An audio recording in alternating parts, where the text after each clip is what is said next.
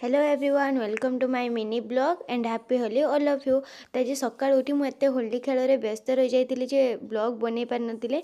तो मो भाई भौणी मैंने मत सका एमती रंग करते मुंड फटा एमती मारते मो मुहर एपर्यंत लाली कलर ही छाड़ना। आम चार्टा बेले उठी कहते मोटे स्वीट कॉर्न बनवाई मुझे स्वीट कॉर्न बनाऊली। तापर ये मुझे 3 प्रकार चटनी नहीं गोटे धनिया पत्र आ पुदीना पत्र आ कंचा लंकार चटनी आ से दही पड़ो से गोटे चटनी आउ एटा तेंतुली पानी थी चटनी नाला। तो मुझे आम छुआपाई मक्का काढ़ुची कारण से कंचा लंका कि ग्रीन चटनी पड़ने किसी खाइबनी राग हम आउे सी तो आमर ग्रीन चटनी पकईकि मुझे मक्काटा गोली देती भलसे।